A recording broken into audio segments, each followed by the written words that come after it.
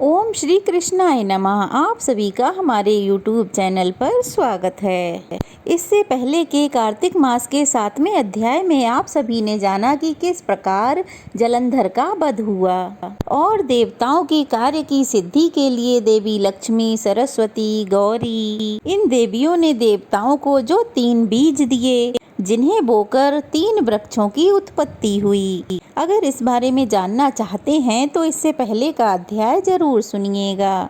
आज अहोई अष्टमी है। आप सभी को अहोई अष्टमी की ढेर सारी शुभकामनाएं। आज के वीडियो में आप सुनेंगे कार्तिक मास के 8वें अध्याय को। इसके साथ ही आप सुनेंगे कार्तिक मास में सबसे ज्यादा सुनी जाने वाली पंचभीकु की कहानी।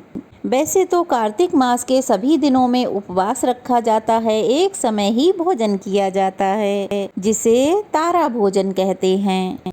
पूरे महीने में यदि आप लोग सभी नियमों का पालन ना कर पाएं या कुछ लोग ऐसे हों जो कोई भी नियम का पालन ना कर पाएं, कार्तिक स्नान ना कर पाते हों, तारा भोजन ना कर पाते हों, क्योंकि कार्तिक महीने में बहुत सी वस्तुएं ऐसी भी होती हैं जिनका त्याग किया जाता है। तो पूरे महीने अगर आप इन चीज़ों का त्याग ना कर पाएं तो कार्तिक मास समाप्त होने से 5 दिन पहले यानी कि देव उठान एकादशी से लेकर कार्तिक पूर्णिमा के दिन तक आप सभी को कार्तिक मास के नियमों का पालन करना चाहिए। ऐसा करने से भी पूरे महीने में किए गए व्रत, उपवास और पुण्य का फल प्राप्त हो जाता है। और इन 5 दिनों के व्रतों को कहा जाता है भीष्म पंचक व्रत। अब सुनिए आज का अध्याय। देव ऋषि नारद के मुख से इतनी कथा सुनने के पश्चात महाराज पृथु ने फिर से उनसे विनती की कि हे महामुने, आपने कार्तिक मास में भगवान विष्णु की पूजा का महात्म्य सुनाया। इस मास में अगर किसी अन्य देवता का व्रत या पूजन होता हो तो वह भी बताइए। तब देव ऋषि नारद बोले, कार्तिक शुक्ल पूर्णिमा को विष्णु जी का व्रत, कार्तिक कृष्ण चतुर्थी को श्री गणेश जी और अष्टमी और अमावस्या को श्री लक्ष्मी जी का व्रत रखा जाता है। जो कुंवारी कन्याएं कार्तिक मास में चतुर्थी का, गणेश जी का, कर्क चतुर्थी का व्रत रखती हैं तो उन्हें सुयोग्य वर मिलता है। अगर विवाहित स्त्री इस व्रत का पालन करे तो उनका सुहाग अटल रहता है। प्रातःकाल स्नान आदि से निवृत्त होकर चंदन आदि से श्री गणेश जी का पूजन करें। फिर सायंकाल गणेश जी का पूजन करने के बाद चंद्रमा उदय होने पर चंद्रमा को अर्घ दें। फिर उत्सव मनाते हुए भोजन करें। सधवा स्त्री को अपने सुहाग की रक्षा के लिए यह व्रत अवश्य ही करना चाहिए। कर्क चतुर्थी व्रत के महत्व का वर्णन करते हुए देव ऋषि नारद ने कहा, हे राजा पृथु, अब इस व्रत का एक इतिहास सुनाता हूँ, तुम ध्यान पूर्वक सुनो। भद्रावती नगरी में सुधर्मा नाम का एक राजा था। उसके रविदत्त, सुशर्मा, जयशर्मा और सुशोभन नाम के 4 पुत्र और वीरमती नाम की एक कन्या थी। सुधर्मा ने अपनी कन्या का विवाह देवव्रत के साथ कर दिया था। वे दोनों प्रेम पूर्वक रहने लगे। एक दिन अचानक घर पे सांप के द्वारा काटे जाने से देवव्रत की मृत्यु हो गई। यह देखकर वीरमती जोर जोर से रोने चिल्लाने लगी। उसकी आवाज और रोना धोना सुनकर उसके माता पिता, चारों भाई और पुरवासी वहां आ गए और देवव्रत को मरा हुआ देखकर समस्त नगर दुख सागर में डूब गया।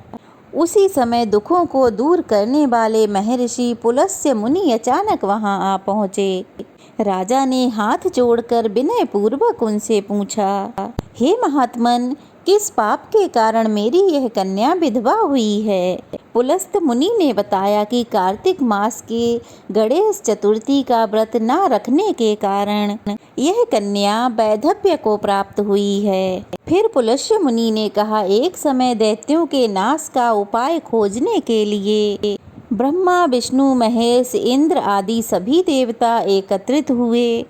उस समय श्री ब्रह्मा जी ने कहा, गणेश चतुर्थी का व्रत सभी विपत्तियों का विनाश करने वाला है।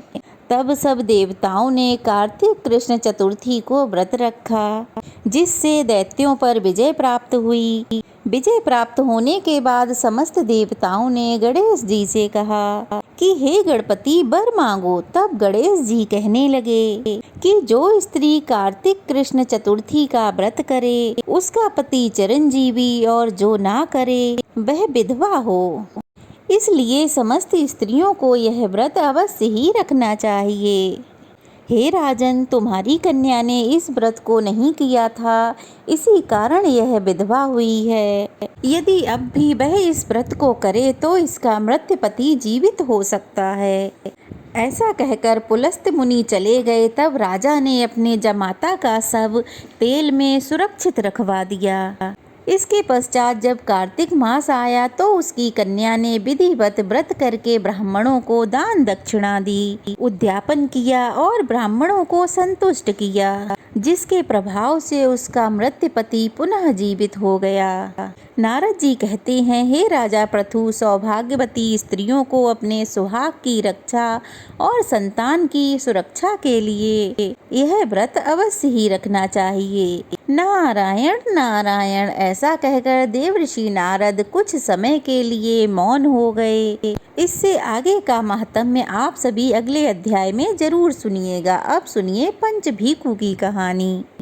किसी गांव में एक साहूकार रहता था और उसके बेटा और बहू उसके साथ ही रहते थे। साहूकार की बहू रोज सवेरे उठ के कार्तिक मास में गंगा स्नान करने के लिए जाती। सुबह जल्दी जाते समय वह किसी भी पराये पुरुष का मुंह नहीं देखती थी। यह उसका नियम था। एक राजा का बेटा भी सुबह सवेरे गंगा स्नान करने को जाया करता था। वह हैरान होता कि मैं इतनी जल्दी उठता हूँ स्नान करने के लिए, लेकिन कोई तो है जो मुझसे जल्दी स्नान कर लेता है।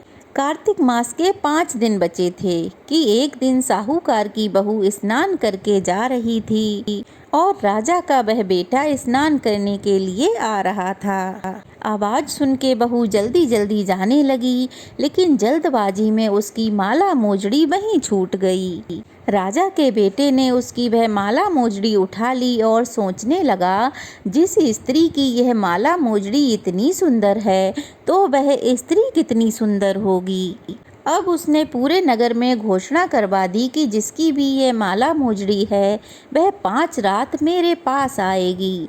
अब साहूकार की बहू ने कहलवा दिया कि मैं 5 रात आऊंगी, लेकिन किसी को साख भरने बिठा देना। अब राजा के बेटे ने एक तोते को पिंजड़े में बंद करके गंगा किनारे एक पेड़ पर टांग दिया। बहू सुबह के समय आई, पहली पैड़ी पर पैर रखा और बोली, हे कार्तिक के ठाकुर राई दामोदर, 5 पांडु छठे नारायण, भीखम राजा उस पापी को नींद आ जाए।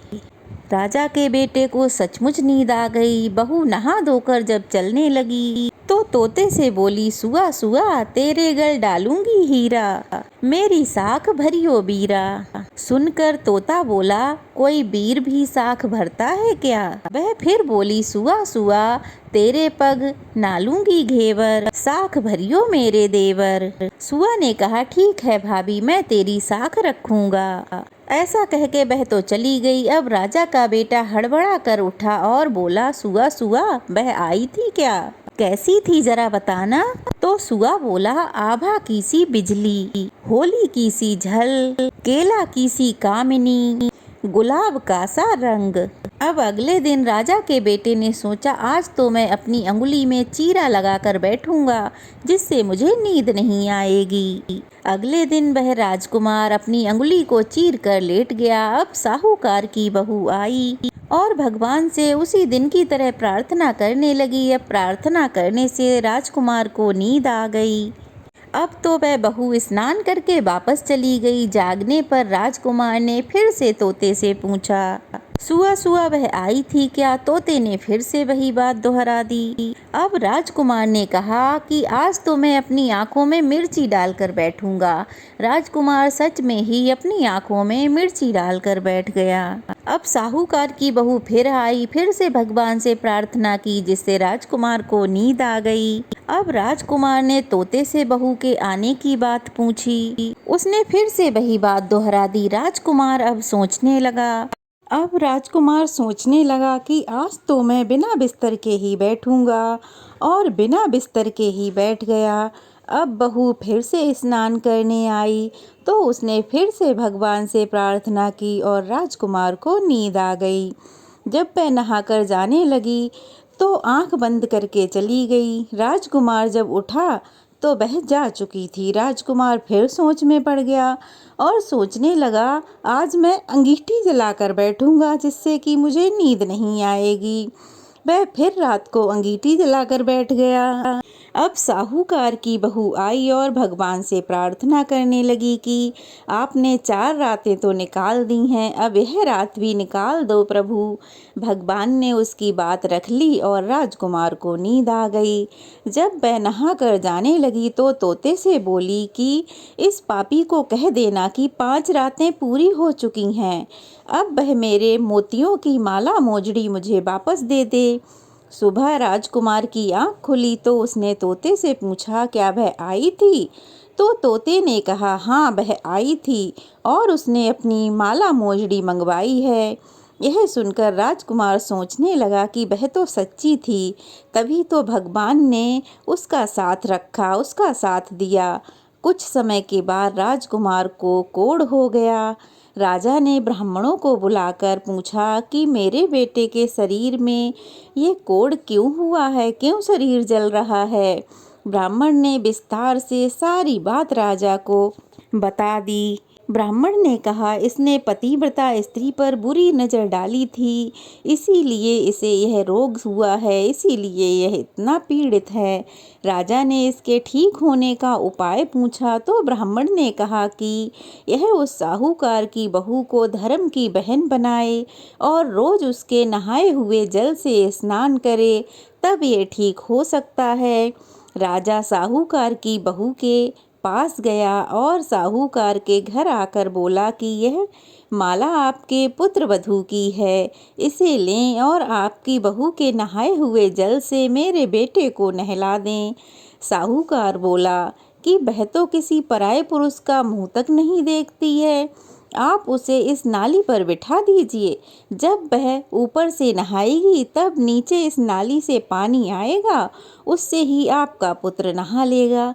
राजकुमार ने ऐसा ही किया और कुछ समय बाद ही उसका शरीर चंदन जैसा हो गया। इस तरह से वह राजकुमार पहले की तरह ही एकदम स्वस्थ और ठीक हो गया। हे पंचभीकु देवता, जैसे आपने साहूकार की पुत्र वधू का सत रखा, वैसे ही हम सब का रखना, हम सब पर अपनी कृपा बनाए रखना। तो ये थी कार्तिक मास में सुने जाने वाली पंचभीकु की कथा। कैसी लगी कमेंट बॉक्स में ज़रूर बताइएगा।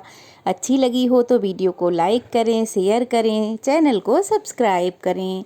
तो चलिए फिर मिलते हैं, तब तक के लिए जय श्री कृष्णा।